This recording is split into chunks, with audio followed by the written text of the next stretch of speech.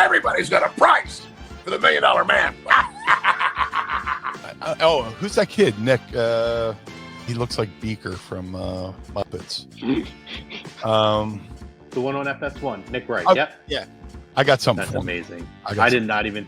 I love that. If I get 5 women and they're all in the same room with me, we're going at it at 110%.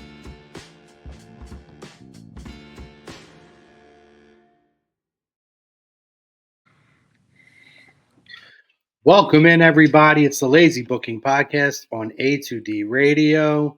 Big week this week in professional wrestling where you have a lot to talk about, including the return after 10 years of AJ Lee to the WWE, John Cena's final SmackDown appearance, and other highlights from Raw and Smackdown.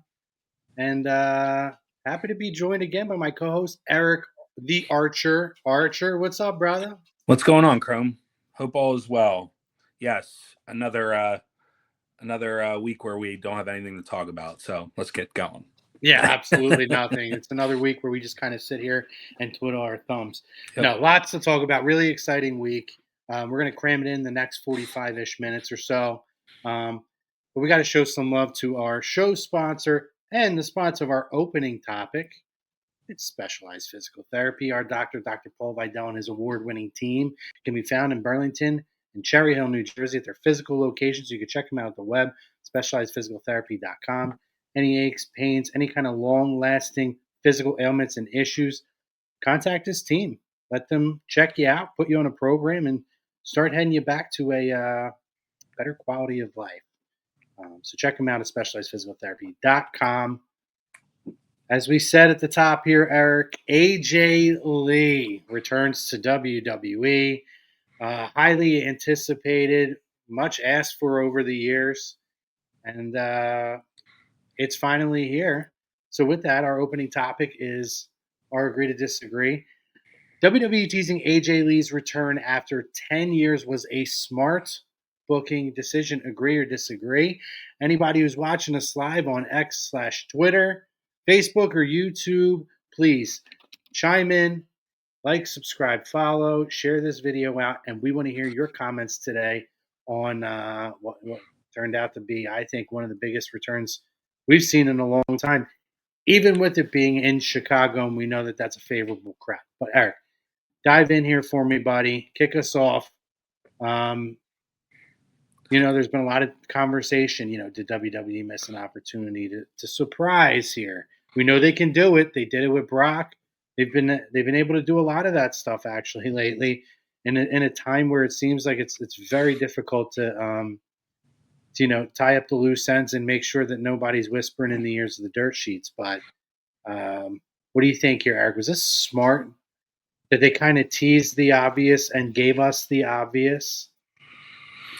I'll tell you what, and I'm really glad she's back. She was definitely a favorite of mine.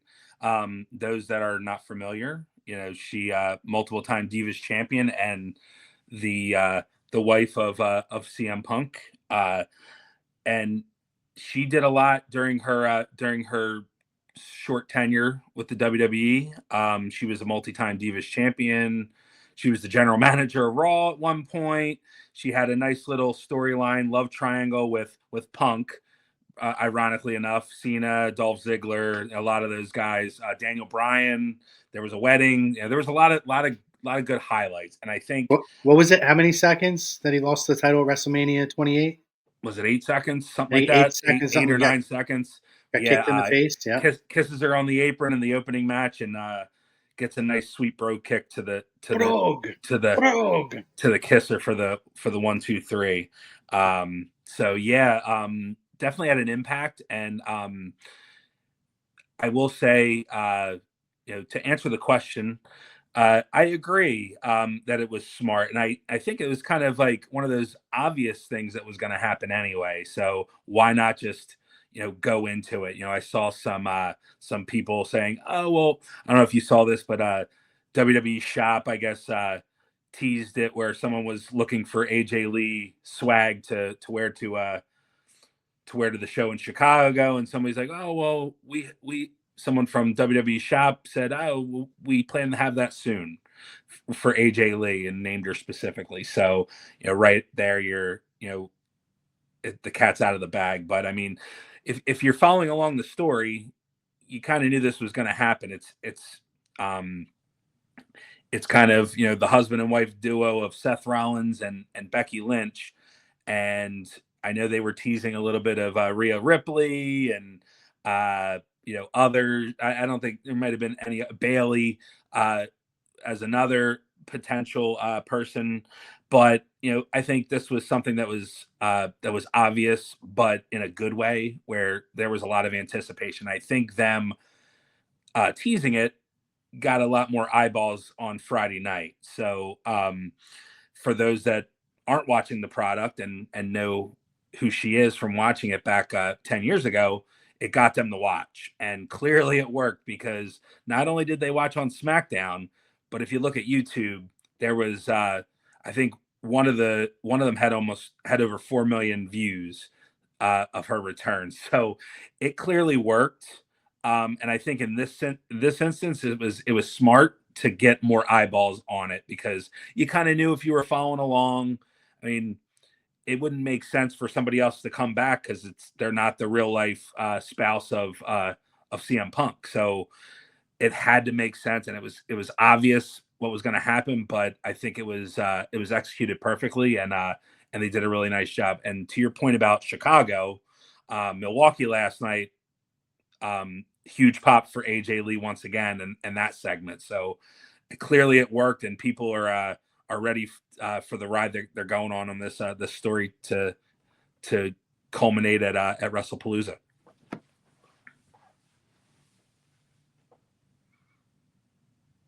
Oh, you're on mute. There you go. Being anticipatory in case these little rugrats around here start barking. Yeah, full disclosure, we actually didn't think we were going to get a show in this week, and some scheduling things. Unfortunately, our hockey guys are not able to go on tonight. So if any of you guys are sitting back and waiting for the hockey show tonight, FYI, Firestalk A2D is not on. Programming alert for A2D Radio, but they will be back, I believe, next week, their regular scheduled time. So it did open up for us to push back the late start time, and we were able to get a show in. So, and thank God, what a week. But anyway. Yes, I agree to the poll question wholeheartedly. We talked about, it is an era where it's really hard to create surprises. I think in this instance, it actually benefited them to do the tease, because when CM Punk joined AEW a few years ago, that immediately lit the fire of, the speculation and the rumors of it's only a matter of time until AJ shows up, right? So I think at that point, you could kind of see that the anticipation was kind of there. And obviously, fast forward to years later, and you see how Punk's return here in WWE has gone over, right? And I think him being there and having the ability to rebuild his relationship with the company, and not only rebuild the relationship, but really honestly become one of the true leaders there for the next generation that's upcoming. I just think it's just such a really great opportunity. So with her coming in now, yes, was it something we kind of saw coming? Just particularly with a Clash in Paris, when Becky hit him with the low blow, and then obviously we see her and him face to face on Raw last week. Of course, yes, but the moment that started, you could feel an energy building up on social media, and you knew that this was hook, line, and sinker. And the whole thing with somebody tweeting WWE Shop and their replies, and again them knowing. I just think people forget too. She hasn't completely been away from professional wrestling. She's been involved in WoW. I think she did commentary. She may have even been a part owner. She may still be. I'm not 100% sure. Yeah, I think she had some involvement of some kind, like an ownership or investment or something Yeah. like that. Yeah. Yeah. So she was, she was an important role with WoW Women of Wrestling. And for anybody who watched Heels on Stars, which is now you can stream on Netflix, she was a big part of season 2. So I just think that the anticipation was there. And a lot of times we feel like we want something and they tease it to us, and then we don't get it, and the internet goes ballistic, right? And whether it's a swerve or it's a letdown. To have one of those instances where you get the payoff to the tease and the build that's been going on. And honestly, Becky has been so freaking good on the mic as of late. I mean, I have been very vocal that I have not always been a fan of heel Becky. At times I felt like it was forced. Particularly the last run of was it Big Time Bex? It just got real weird to me. It became, she dressed like female Seth with like the goofy, like it was almost like the power line sunglasses from Goofy movie and stuff. Yeah. Just got a little bit off for me. It felt very forced. In this instance, particularly with how Seth's character is going and how that entire faction, for lack of a better, or for all intents and purposes, has been really, she's just seamlessly kind of transitioned into this. And to not go back to the well and have the Rhea Ripleys and the Io Skies and whoever else you want to throw in there, the Baileys, and to have the payoff that we wanted. So it's believable. It's husband and wife versus husband and wife. This isn't the Miz and Maurice versus John Cena and Nikki Bella. Like, this is two married couples that are very well in the public eye and have an established relationship that the heat and the tension is so believable. And we talk about this, Eric. This program is going to WrestleMania. So this really does buy you, give or take, a month of programming to get you to that point, right? Before we hit the Survivor Series stride. So I'm very excited to see where this goes. She also has signed some sort of a contract. We don't know the details. Yeah, the reports are that it is a multi-year deal, which you think about, like, who would have saw that coming even a few years ago, especially with him being in AEW. Who would have saw, in 2025, looking at like 2023 lenses, that you would see not just CM Punk back, but AJ Lee as well. And I want to talk about Becky real quick. You brought up, how great her heel stuff has been recently. I mean, if you just look at the way it was kind of just like old school chicken shit heel stuff, which was awesome. Like yelling at the audience and just her mannerisms in the ring and her eyes and like just like that chicken shit stuff that is just like so classic in nature that it's a lost art that that a lot of talent don't have. And I think and she's done a really good job of egging on the crowd. Everybody's talking about it, even Sports Illustrated's talking about it. It's like she's really digging in, and she's doing it. Promo, Eric, she's pulling it in there. Yes, yeah. As she makes a point of it, and it gets more annoying every time, but it's that heel annoying. It's perfect heat. And I mean, she got booed out of the building last night. It was great. And she's done such a nice job.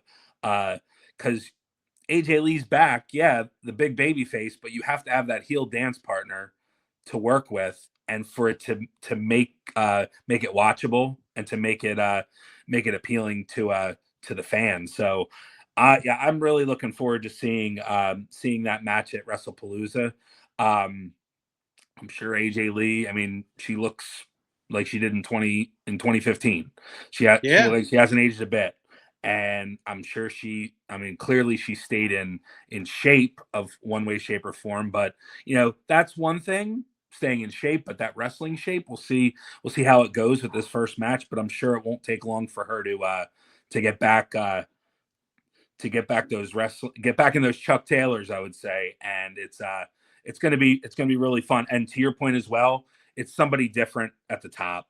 It's a different match. And again, that Intercontinental title means much more than the women's world title. We can talk about that if we have time, but you know how I feel about that stuff. But I mean, it's been fantastic work by Becky, and I'm excited to see what happens. Yeah, I agree. I mean, obviously the Intercontinental title on Becky is something that's been really tremendous to see, building the secondary title. I'd like to see them do a little better job with the U.S. title. Chelsea Green, I thought, was doing a tremendous job. Yeah. But again, to see the work that she's doing with the Intercontinental title and to work with somebody like, a Lyra Valkyria, who I have been a big support of. I think Lyra has so much talent. The personality needed to be there. And I'm intrigued, I'm not going to get sidetracked on this. You're starting to see something now where I'm curious. Now I'm interested in what is happening with her and Bayley and what is going to be with this character coming up of Bayley, this iteration. But that's a lot of that is Becky, right? Becky, they did this. We talked about this, Eric. They did this, what they did at WrestleMania with Becky a few years ago, where she comes back, ends up basically stealing the title from Bianca Belair, because no time to prepare. She's shocked Becky's back, and then like a day later she turns heel. Well, we saw the same thing here. She makes this huge return. She comes back at WrestleMania, teams with Lyra, and then we see. So it's almost like I was not a fan of that. So I felt like they were like, okay, I think we know how we can redo this, hit the reset button on this, but really, particularly with where Seth is at right now, really throw some gasoline on this and do it the right way and get a reprieve. So I just think it's very exciting. Brian Daly, appreciate the comments coming in. I see Ernie Charles over on X. He gave us a repost to the stream. Appreciate you, brother. Thanks, Brian man. Daly. Appreciate it. Brian Daly, he said what's up to us, and he says, going to agree to the poll, even if it's not a long-term deal. Again, Brian, which it is. We don't know if it's a limited date deal. I imagine it will be. But we don't have the full details, but it is multi-year. We do know that. She could be good with helping the women, especially the younger talent, getting even better than they are. Yep. So I want. Go ahead. Good. Oh God, sorry. No, speaking of the younger talent, I mean, there's definitely opportunity. I mean, there's already built-in stories that they can do with Roxanne Perez, for example, who I mean, there's pictures floating on social media of Roxanne meeting her 10, 12 years ago. Yes. And now it can come full circle to where they could team up together. I mean, Liv Morgan's coming back at some point. So there could be something where she comes back to Judgment Day, Roxanne gets the boot, and then I need a partner against Raquel and Liv. You got a tag team match right there. That would be great. No. You watched NXT. You saw the promo that she cut on Punk, where she talked about how he was one of her idols or heroes. He met her, and then she basically said, like, never meet your idols. He sucks, this and that. Yeah. So what you do here is you turn Liv face, and you have Liv come in and have her recruit AJ to be your tag team partner to go against, and then obviously then you can play off of that to, and Roxanne is tremendous. Yeah. She has not even scratched the surface on the main roster yet. Her promo skills are so good. And what she could do, because she did it quite a bit in NXT, to bring a similar vibe as that and talk about how we met and you were one of my idols, but then you were a diva and I'm a woman and I've been a woman's champion. You were just a Divas champion and I've done more than you and blah, blah, blah. You do stuff like that. Yeah. But what is exciting about this is there was good talent at that time. when she was with the company 10 years ago. You had Paige, you had some of the Bellas. You had some decent talent at that point. But what is exciting is this was still the Divas era. She missed it by literally like a year or two. And everybody said, can you imagine if she stuck it out for another year or two? The matches she could have had with Charlotte, Becky, Bayley, Sasha, who's not with the company anymore, but Sasha was thrown in that conversation. Can you imagine the matches you would have? Now, along with her, they are all basically the leaders of this with a incredible roster of females. And we talk about it all the time. Listen, I think that TNA for many years had an amazing knockouts division. They still do. They've always been one of the standards of pro wrestling, and they've never been talked about because their distribution just hasn't been there. But I find it so hard now when you look at that WWE. Like, I like Toni Storm. I think Mercedes can be tremendous. I don't love her character, but she could be tremendous, especially in the ring. Dude, the worst woman on WWE's roster should be a world champion in every other company, and it's not even a question. Yeah, and I think you're starting to see in AEW, just real quick, is the challengers are starting to become, few and far between. They've kind of gone through most of the division, so it's kind of tough to see who these challengers are going to be coming up. But WWE, there's really not a problem there. And another thing, real quick, I saw an interview with Natty a couple days ago talking about what AJ did for the women's locker room while she was there. She was one of the ones that spoke up when, those of you that were watching in 2012, 2010, 2012, 3-minute matches, would get entrance like to bell. 3-minute matches, right? Entrance to bell. Yeah. Yep. Including getting to the ring, ding, ding, we got to get our stuff in. And then that's it. So she was one of the ones that spoke up. Hey, like, we need more time. Like, give us some more time. And it wound up getting to the point where, where we're at right now. So she credited AJ if she wasn't one of the vocal ones at the time, because Natty said she wasn't. She was too scared for her spot. She admittedly so. She was, timid and didn't want to say anything, but AJ was like, you know what, I'm gonna say something because I think it's gonna be for the betterment. Maybe not for me, maybe so, but also for the rest of the talent. And clearly, the women are getting just as much, if not more, of the TV time on both Raw and SmackDown and NXT. So clearly it had to start somewhere, and Natty was quick to credit AJ for being a part of that foundation. Yeah, I think that's a great point. Again, she was in an era where, you had the Eve Torreses and you had really good talent. And Natty and Beth Phoenix was involved at that time. There was a good roster. Yeah. But it's never been at the level that it is now.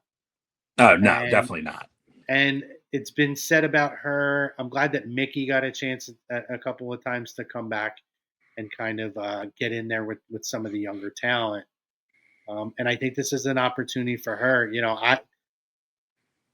It's hard to say. I would consider her already a borderline Hall of Famer for WWE. But this is like the rebirth, right? This is like Brock when he was young. And then he goes away for 10 years. And then he comes back. Well, I think he left in 2004 after WrestleMania 20. And then in 2012, 8 years later, he's an older guy.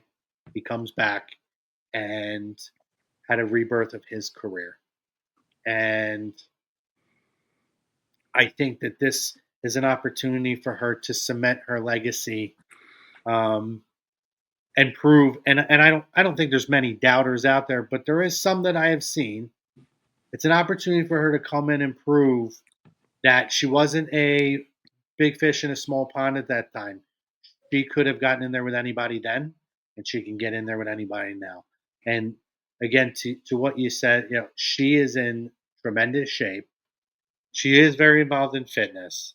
And you already know, anytime any of these people come back, Eric, there's a program to get them ready to rock and roll. Yeah. And I'm sure she has gone through it. I like what Brian said here too, by the way. That would be a good storyline, especially since he believes Liv and AJ have some of the same mannerisms and ways. Particularly the early Liv, where she would do kind of the skip around and certain things. So yeah, no, I mean it definitely would be a cool storyline. Yeah. Yeah, I'm going to be very interested to see how this goes. So well, let's go a little further into that portion of this, Eric. You know, we know what we have coming. We have a tag team match. I'm very excited for this. And I love that as much of this Punk and Seth storyline has been at the forefront of the company for the last year and a half, almost 2 years, these two women are almost the headliner of this whole thing. And those guys are the supporting cast of this. And I'm loving that they're taking that approach where you can advance the storyline between Seth and Punk, but you don't have to have it where it's, you know, fatigue of jamming it down our throats. Like you can let them kind of, it's almost like they were the two guys that like kind of dropped the dynamite in, lit the fuse, and then kind of stepped back and let the fireworks go. But anyway, yeah. Looking forward, what programs are we excited to see? You know, who do you think is an ideal? And we're gonna go aside from Becky. Who do you look at? Give me like two people who you look at that could be ideal opponents or dream opponents. Let's do that. Give me an ideal opponent and give me someone who you kind of look at that like it'll kind of be a dream match to see, you know, her and AJ go up against each other. The Liv Morgan one is very intriguing. What Brian was saying, because I think they can both capture the audience in a way that's, you know, unique to some of the talent that's currently there. I mean that's really hard. Charlotte Flair would be very interesting. A heel Charlotte Flair. I mean Alexa Bliss would be a good one. You could, I mean, there's a lot of them. See, I'm hesitant on the Charlotte one. Not that I don't think the matches would be tremendous. I would want to see her get a little bit under her belt first because I want to see AJ at peak comfort in the ring when she's ready for that to get the maximum level out of that. But B, I don't want to see heel Charlotte right now. I'm loving face Charlotte, although we haven't seen them on television as much lately. Obviously, they're focused on Wrestlepalooza and getting those programs over. So I expect that we're going to see more of those women coming up. But I just don't want to go back that route, Eric. We've been so happy. I don't know if with where we've gotten to. Well, you said a heel Charlotte. Yeah, I did, but you don't have to go to that. I mean, you can kind of be the way that she is right now, where you know she's got the same mannerisms and you know is working as a face. I mean, you could eventually. I'm sure you're going to turn AJ heel down the road. I mean, there's so many matches that you can do though. Like I think that's the point. Is there's really so much that you can do, but I mean, clearly, I think she's going to want to go in there with some of the horsewomen. You know, the ones that are here are probably the ones that she's going to want to work with. I mean, she's been watching for the last 10 years, and probably part of her has been like, what could it be? What could it have been? I mean, you heard her promo. If you last night, she never thought she was going to come back. She thought she did everything that she possibly could during her tenure. That she did everything, and her goals were achieved, and she was done. Now she's got a clean slate, like you said, and now she's looking back over probably these last 10 years where this women's division has evolved. I mean, they had the Divas title when she was there. Now they've got the world title, they've got the WWE women's title, they got Intercontinental, US, like NXT has evolved. There's so many different things that she can do that she hasn't done yet. So it's an opportunity for her to get in the ring with some of these big names. I mean, I think if anybody can pull it off, it would be Charlotte and AJ. They'd figure it out one way or the other. They're both pros. So I think, do I think, like I said, there's a lot of different ways that you could go. There's a lot of different, matchups. And that's what's so great about it. If I'm going size, and I'm just looking at size, athletic ability, who I think is somebody very different than we've ever seen AJ get in the ring with, and I think would be a challenge. She would rise to the occasion. Clearly be B-Fab. No. No, I would love to see her and EO. Oh yeah. I think, at that time when AJ was involved with WWE, you didn't really have a lot of the high flyers on the women's side. And to see EO and the way she works and puts on absolute classics with anybody of any size, of any athletic ability. I just think about if we can get to a point in the next 6 months to get to a semi close to what peak AJ was. Again, we know there's 10 years removed. My Lord, that's my dream, and I think ideal matches. I would die for a program with EO Sky and really see what kind of highlighting AJ could do with a talent like that.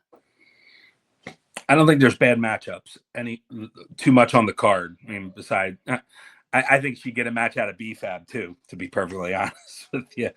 I don't think. I agree. Yeah. Peak AJ Lee, I think will be, and I think she's still young enough to go. She wouldn't be coming back if she didn't think that she could do it.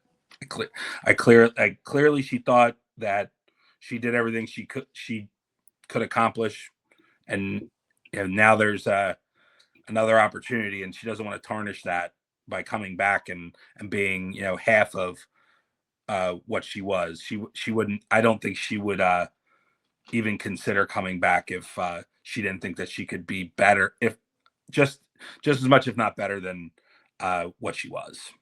Yeah, I think that's my top two. Okay. Liv is the third. Charlotte eventually. And listen, we all know we want to see we want to see Charlotte, Becky, and Bayley. It was just such a close cutoff at that point, and all of their own ways they innovated what women's wrestling is now, where they're not just women superstars, they are their superstars of their own right. They're all pioneers, and that to me is an obvious. So I don't say Charlotte. I'm telling you, give me EO, give me Roxanne too, and then give me Liv. Ooh, that's a hell of a way to start. That would be a hell of a way to start. Even Kyrie. Like, if you want to get a Raw match. Oh, yeah. Asuka. Yeah, we didn't bring up Asuka. Yeah. Oh, I mean, Asuka right now is, I don't know what the hell that is. I don't even want to get into that this week.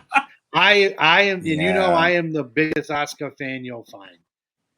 I don't know. It's weird. She's not allowed to have friends that aren't, I don't know. I don't want to go down that road. That's how the story portrays. I don't know if that's the intention, but it's coming off that way. Anyway, yeah, this is just a really exciting for WWE. And the promo on Raw, obviously we talked about it. Really, really good. Love the honesty. It was like a working shoot. Yeah. And for people to know this is coming, and I got to tell you, Eric, I ran it back multiple times to watch the crowd reaction the moment that music hits it. And light it up, light it up. I mean, they became unglued. Like, I don't think it was quite as loud because it was a smaller venue, But I felt like it was reminiscent to when the Hardys came back at WrestleMania 33. And that's one of the, between that and when Austin's glass hit during the Mankind victory over The Rock on Raw, it's probably the three biggest pops I've ever seen. This is up there, man. It was pretty big. It was. I wouldn't put it that high, but it was good. It was a go back and watch very the crowd, solid though. promo. I'm talking about just very, in general. I'm sorry, very return. solid reaction. If you go back and watch that crowd, I mean, everybody in unison just blows up out of their seats. It was wild. I'm telling you. Watched it a few times. Imagine if that was in overseas. I think it would be. They would have probably blew the roof off the place. Yeah. If they did it in Paris the night after Clash in Paris. But I mean, it made sense to do it in Chicago, of course. But of course, absolutely. Yeah. So moving on. Obviously, we know what we're going to be getting. We'll be previewing WrestlePalooza and All Out next week. So make sure you guys tune in. We'll be around our regular scheduled time of sometime between 6 and 6:30 next Tuesday. So make sure you guys come back and join us for that. John Cena's final SmackDown appearance. Get a really good match with Sami Zayn. Love the tie-ins. Love the legacy of Sami wanting to carry over the U.S. title open challenge. And having that impromptu match, right? Because, we talked about the names of people that John Cena didn't get to have a match that at this iteration we would like to have seen. And I don't know that Sami was necessarily on my list, but I'm glad I got it now. I know we didn't get it. Yeah. And I'm okay with that at this point because we know where we're heading. But just to see, again, I don't know if it's like one of those things where Eric, that like you're on your last leg, so you're going to give it all that you got, and you just elevate yourself to a level that you haven't been able to get to in years for that last push. It's like Toby Keith said, right? I'm not as good as I once was, but I'm as good once as I ever was. It's like we're getting the best of Cena in the back in ring on the back end of this, and he's hanging with some amazing talent. He looks tremendous. Hair's really growing in well too, by the way. But just so your thoughts on it, and obviously we get the Brock attack at the end of this to set up WrestlePalooza. We knew it was coming, but I just want your thoughts on this exchange with Sami, the impromptu match, the level he's at, this and that. Give me your thoughts on all that. I have to agree. Definitely was a really good segment and a nice little tie-in to their match 10 years ago. I think it was about 10 years ago or so.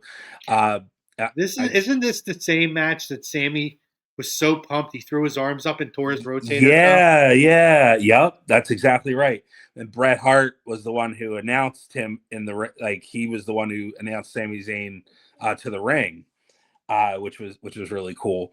But I like his homage in the matches and doing what did he do? The ankle lock. He did an ankle slam. So I think he's taking everything out of the tank. It's like Rocky Balboa, where he's got something left inside. He's got to get it out.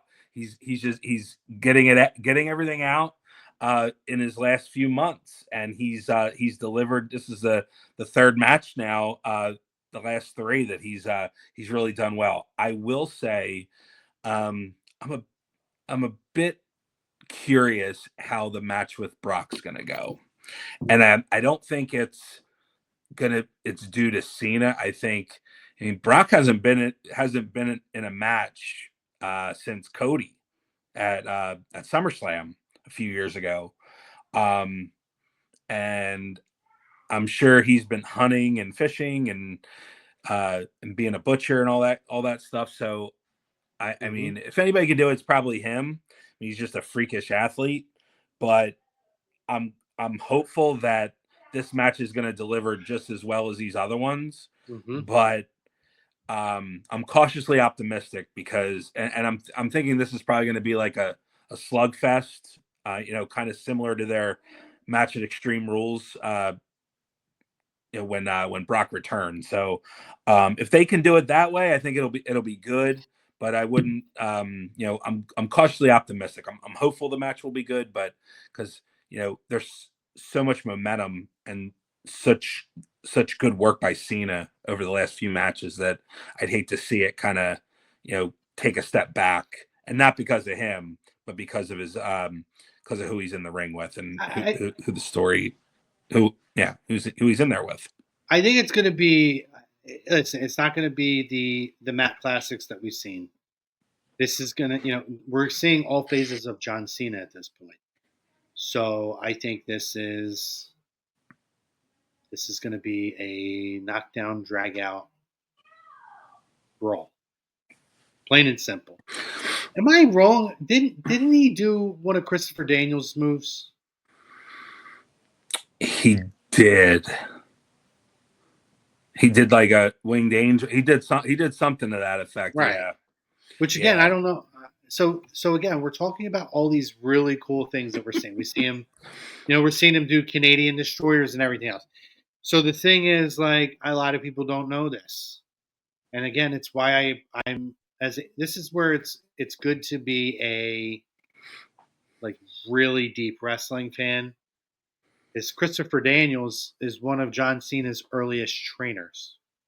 Yeah, those little Easter eggs. It was 100%. Like, a lot of people are like, oh man, cool move, but it's an Easter egg of John paying homage to some of the people that got him to where he is. So, yeah, I mean, you got to really pay attention to a lot of this stuff. But I agree. I think the match is going to be what it's going to be. All Brock matches are that way. And I don't expect this to be any, and I'm okay with that. Let this be a brawl and let these guys destroy each other. And I'm like I said, I'm 100% for that. Another nitpicky thing that I'm a little little bothering me about this whole thing is, why is he back and why is he attacking Cena? Is he and hopefully we hear from Brock. I think we heard one little thing online where it's like, I'll see you at WrestlePalooza, and that was really it. But we haven't gotten the, why did you attack Cena? What are you trying to do? I mean, clearly he's probably trying to be a detour on this retirement tour, but I think it would be good to hear it from the person himself, unless WWE is leery to put him out on a promo and having him explain himself, and get which is possible. Which is definitely possible. But I think, for me to get fully, I mean, clearly it's going to be it's a good match, of course, but why is Brock, what are his intentions in story? I mean, you and I, of course we kind of know because we've been watching and we're wrestling nerds, but for the casual fan, why did he attack John Cena? Why is he doing this? Why did he come back and is going to derail John Cena?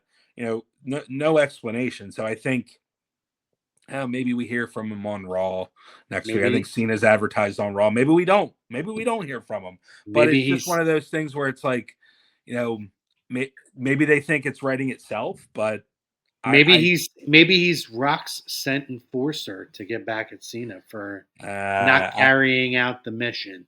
I think that for me the ship has sailed on Dwayne. Oh, I agree, but it wouldn't shock me if that ends up being the ending game here. I mean, and The Rock I would love it. His mouthpiece. Oh, I would love it, but seeing the way Rock looks right now, and I found out, he's doing it for another movie where he's lost a considerable amount of weight. People have seen, the pictures online of him at the premiere of his new movie, which I can't wait to see. It looks very phenomenal. They're talking Oscar nomination. Yeah. I mean, Yeah, he gets a bad rep for Tooth Fairy and some of the other ones he's done. But I think this one is going to be his best by far, and hopefully that'd be awesome if he got recognized. You could have Oscar-winning actor on the TKO board and the final boss. Imagine that him coming the final boss and Oscar award winning. That would be that'd be just another thing for him to brag about.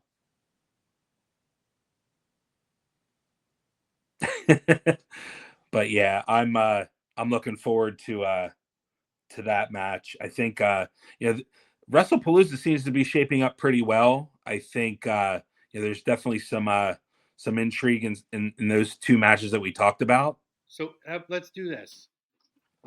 Just in case I have to mute again, I can at least give you something to run on here. It's freaking annoying dogs. All right. Oh, mine's right here. I normally have somebody here, but I didn't expect, obviously for us to do Yeah. the show. So I have 4 dogs, guys. So We'll do it. I really try my best. We're live, pal. Yeah. Doing my best. Hey, we're live, pal. Shout out to RIP to our boy. Yes, City Udi. A2D alumni, first superstar interview we ever had on here. Psycho said. Go back and check it out on the archives. Yeah, I'll send it to you.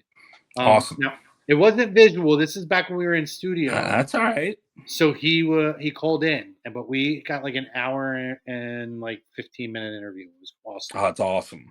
And he's a great dude. Anyway, so yeah, let's get back to where we were here. Cool. Usos reunited here. Kind of burying LA Knight here as well. You know how I feel about that.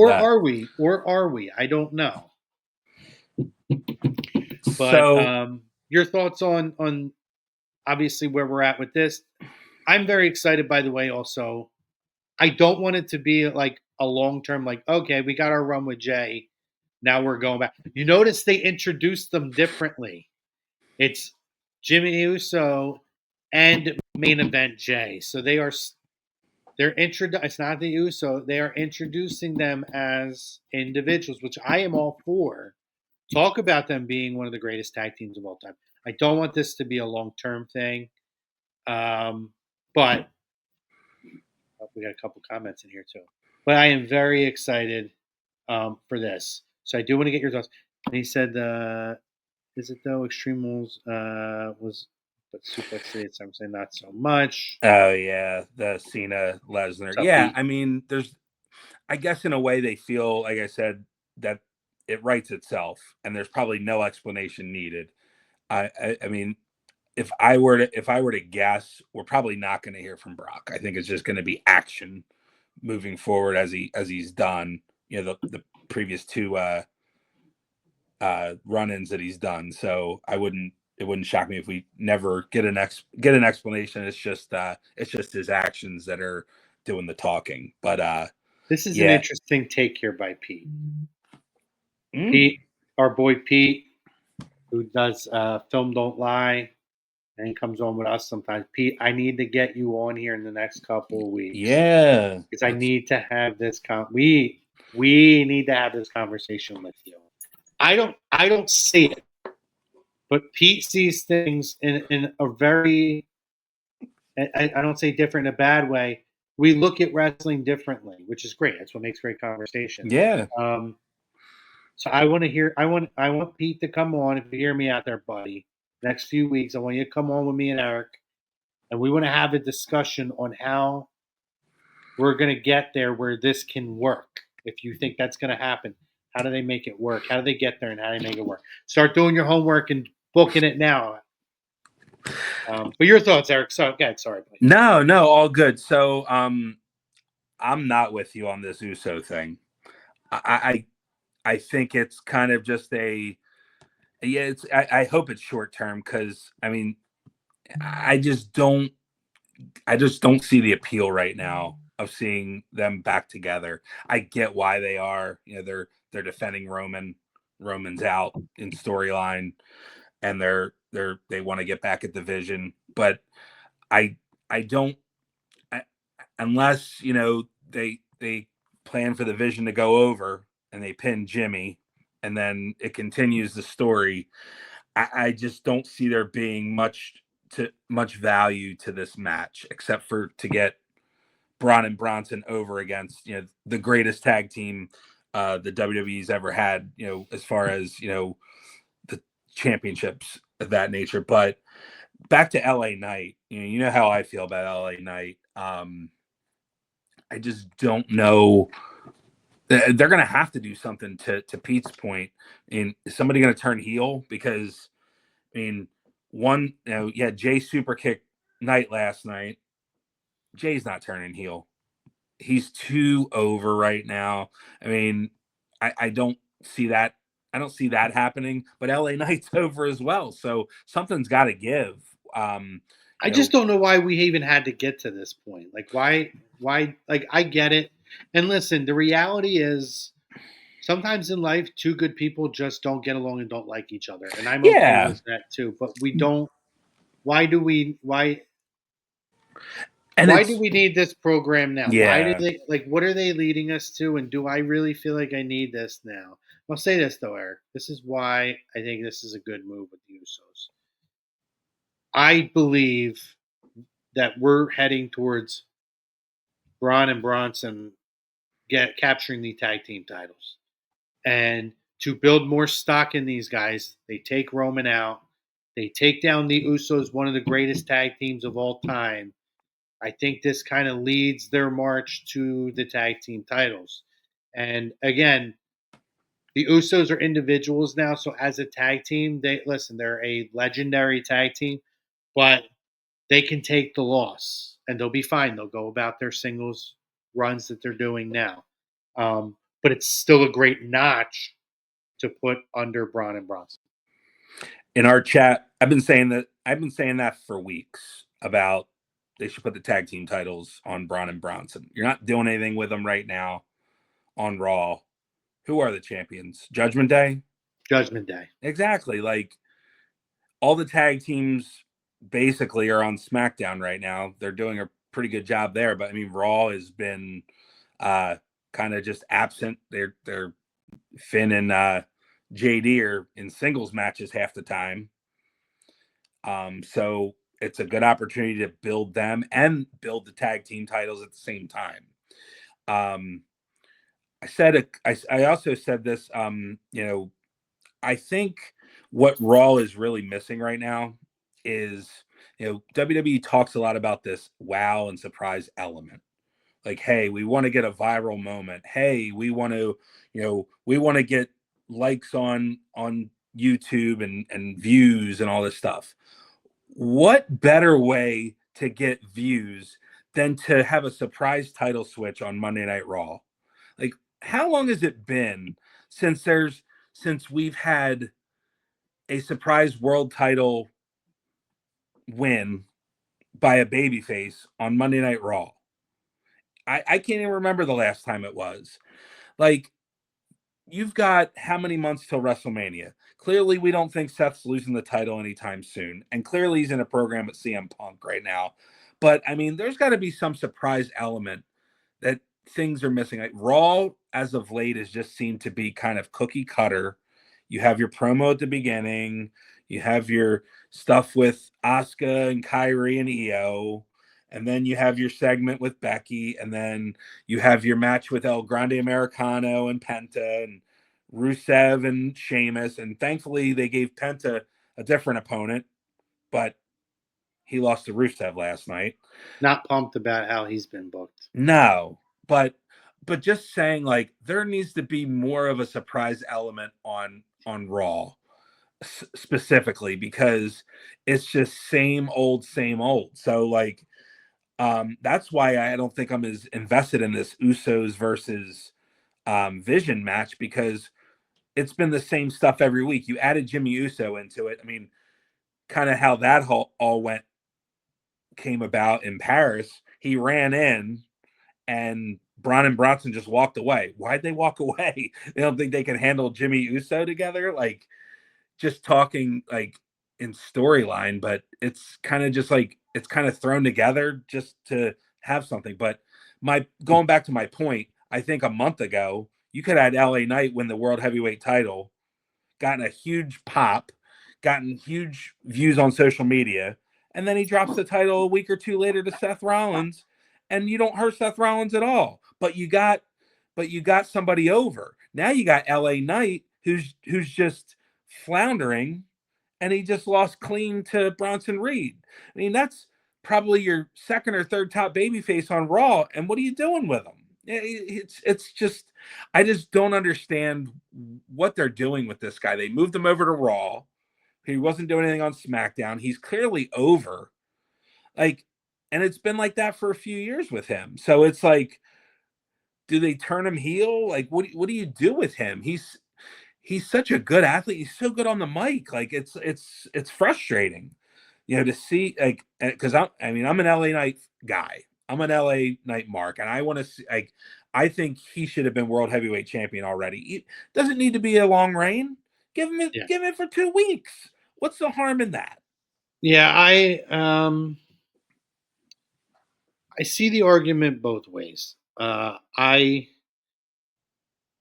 an element of like the 80s and the early 90s with long-term storytelling, and guys like Hogan and other guys held the title for 9 months to 3 years.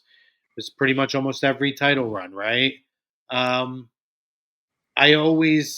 I missed a lot of that, but it was also a time of long-term storytelling. They have so many titles at this point that, first of all, the reality is if you fight every week, you're not winning every fight.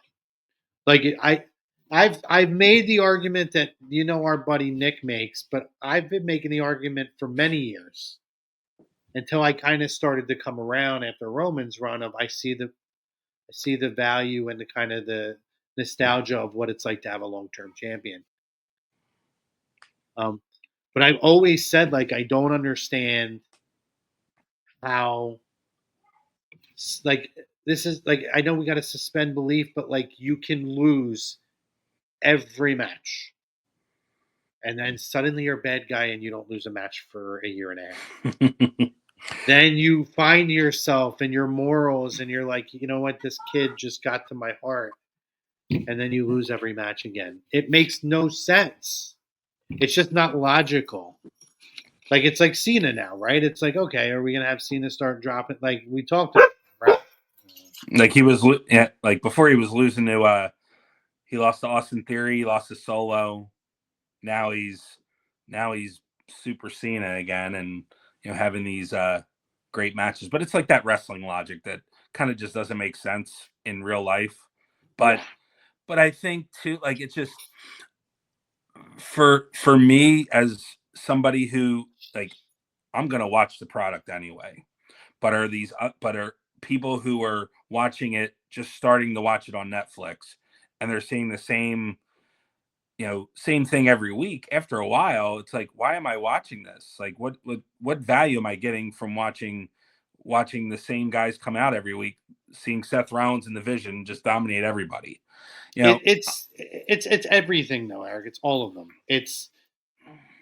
I get like, this is the typical heel behavior, but I don't like. Here's common sense. You guys are like, we're seeing the same. I love Bronson and I like Braun. I kind of like what they're doing. There's elements of it where I'm like kind of bored with it. At the same time, like, show me a dynamic. So like, they do what they do, right? And then Pierce says, "You guys are banned from ringside." Okay, so how about let's go to the Judgment Day, right? So how about let's make it simple. Every week, you're a champion. If you interfere, we have cameras rolling and we see it. If you get anywhere near there, you are stripped of your title. No questions asked. No, like, that's where I'm being like literal, but sometimes I need the literal. Yeah. Like, instead of we're seeing the same thing every time, and it's like, do you guys like? It's almost like you make your referees look like they're the biggest morons in the world, and you make all your faces look like the biggest idiots in the world. Yeah, it's kind of insulting your intelligence where it's like, Right. yeah, like LA Knight last night, he's like, I don't need anybody. I'm gonna go out there by myself. Like, okay, you buddy, like oh, you know, like, you all know, you right, can't do pal. that. Like that's really gonna work for you in a 2-on-1 situation. Like, just because you don't have anybody out there doesn't mean that Bronson, you know what? I'm gonna give LA Knight a break. Bron, you stay back. I'm gonna take this on my own. Like, it's in It's just wrestling bizarre. logic, it just didn't make a lot of sense. And then Jey Uso left the building, and then all of a sudden, oh, I'm back. I decided not to leave. Like, things like that are just kind of just like you just shake your head, and it's like, what are we doing? And I do appreciate Jay, kicking LA Knight in the way that it's like, you know what, like, I don't have to be your friend. We're going after the same title.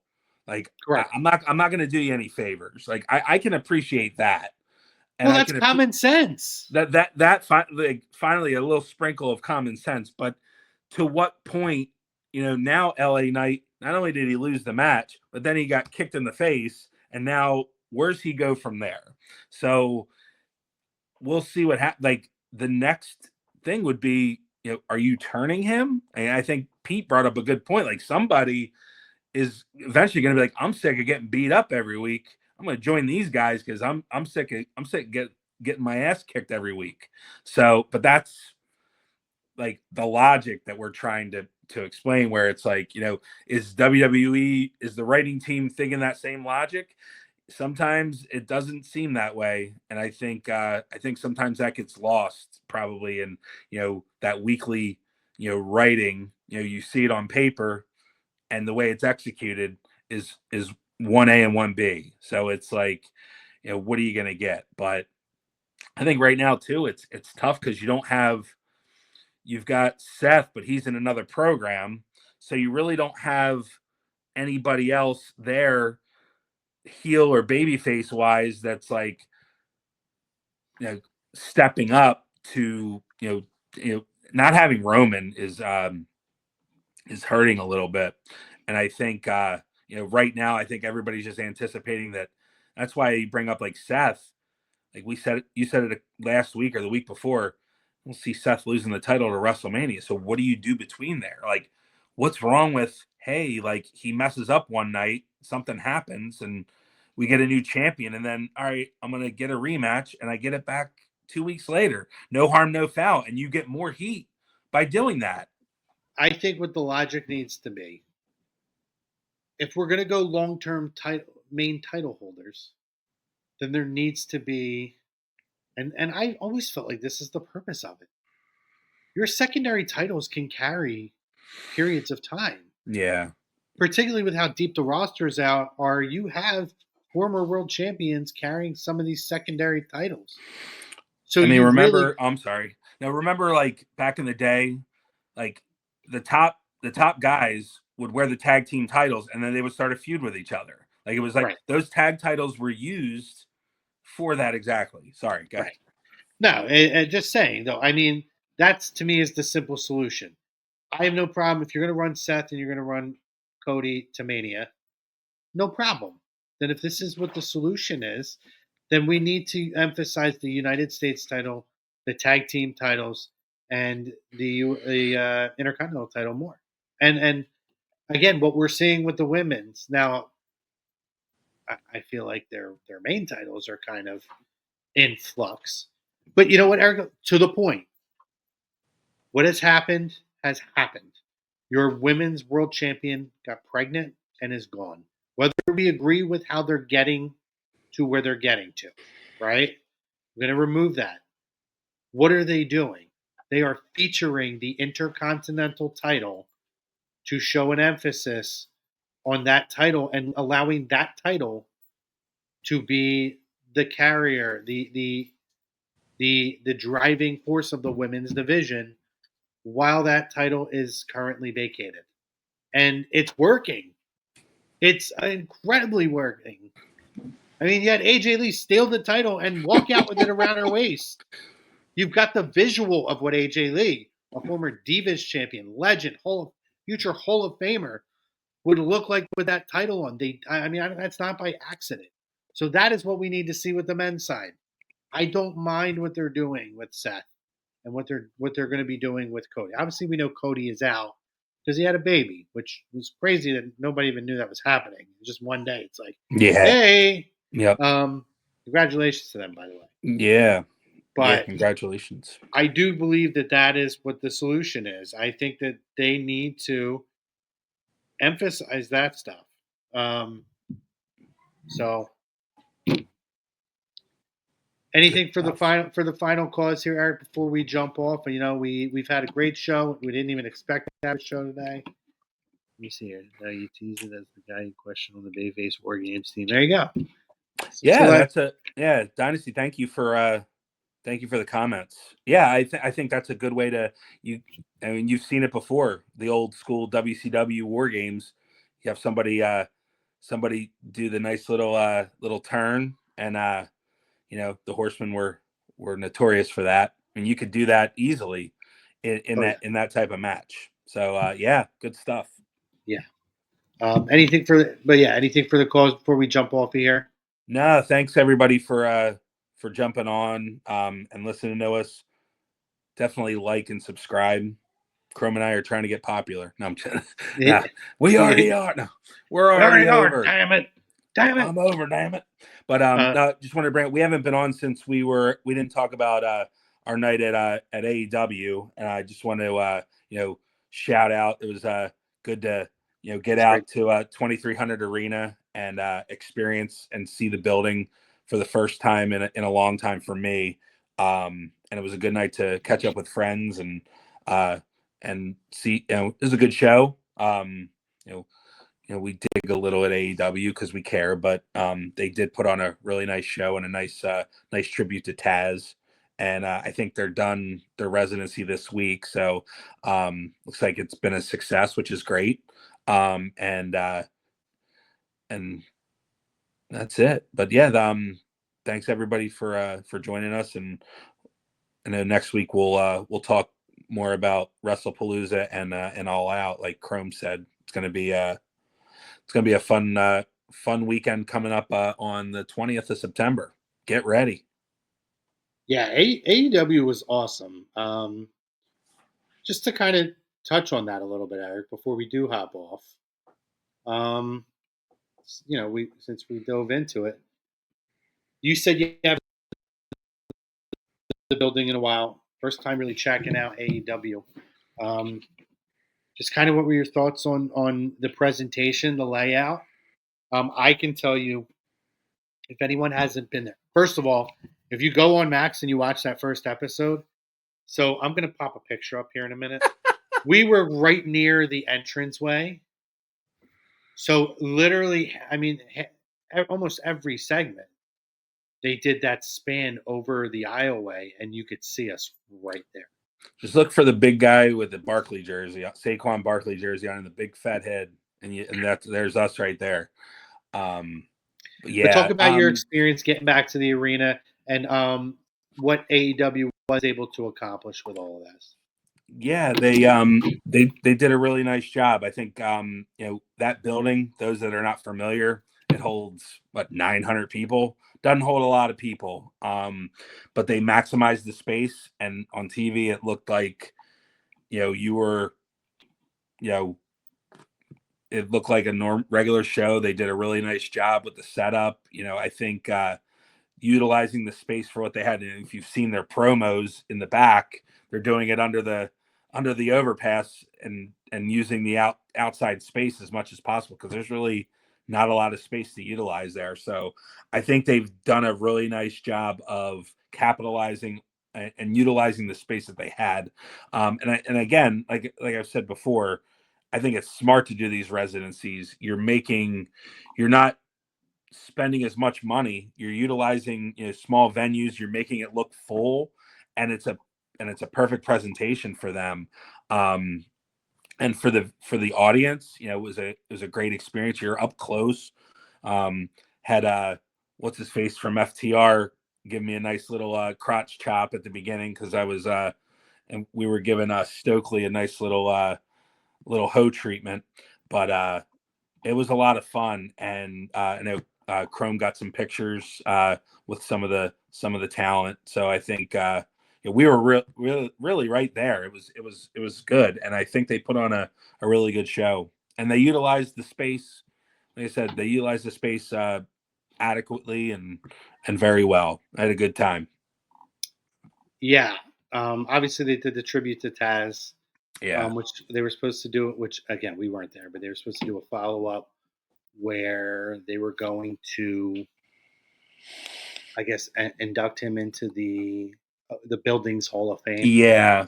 Which is cool. I mean, Oh, I've been absolutely. there for. I was there for Rob Van Dam's induction, and somebody else, I can't remember who. I do remember RVD's induction. That was during Battleground Championship Wrestling. But we had phenomenal seats. I was able to get a picture with Jimmy Lyon from GCW, Deathmatch Wrestler. And obviously on the way out, Excalibur, super cool guy. Got a picture of him. So just to give people this little, let me pull this comment off of here. So there's that stud right there. Look at that handsome guy. That's all elite. That's very nice of you to say that about Nate. That's very nice. Our buddy Nate on the right. That is our buddy Nate. Obviously, I'm repping the brand here with the Lazy Booking tank top. And this outside of the arena. We had a bunch of other pictures. I should send you some of them, Eric. I took a ton of them. Yeah, I saw some of the ones you posted online, but yes. It was a lot of fun. It was a great crowd. They were really like, I think our night, like I watched Dynamite last week. Our crowd was a million times better. I don't know if it was because of the talent that was involved, but you know, I maybe because it was the first night. But I think it's a lot of that. I think the first night, the talent that was involved. I mean, they came out hot with FTR and Edge and Christian. Yeah, I'm not calling them CNC. I'm not calling them CNC. I'm not calling them Cope and Christian. No. It's when they're together, it's Edge and Christian. Yep. But anyway, it was just a very, very hot show. So great times had by all. We had a great time. So we look forward to coming back with you guys next week.